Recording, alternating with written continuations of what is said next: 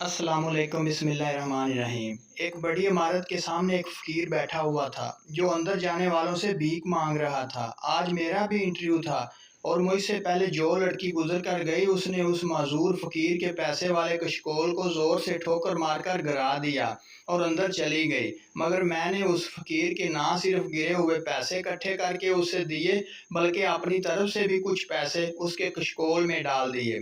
تو اس نے مجھے عجیب سے انداز میں میری طرف دیکھا اور کہا، تیری نوکری پکی ہے۔ ہم سب لڑکیاں انٹرویو کے لیے کمرے میں چلی گئی تو کیا دیکھا کہ وہی معذور فقیر باس کی کرسی پر بیٹھا ہوا ہے اور مجھے کہنے لگا، یہ نوکری ہم صرف اسے دیں گے جس کے اندر ذرا بھی انسانیت اور سلوک ہے، اور میری طرف اشارہ کر کے بولا، باقی سب نے فقیر کے ساتھ بہت برا سلوک کیا ہے لیکن تم میں انسانیت نظر آئی، اس لیے ان سب کو ریجیکٹ کر کے تمہیں نوکری دی جاتی ہے۔ میری خوشی کی انتہا نہ رہی۔ اگر آپ کو ویڈیو اچھی لگے تو پلیز چینل کو سبسکرائب کر دیجیے تاکہ ہماری ہر آنے والی ویڈیو آپ تک پہنچ سکے۔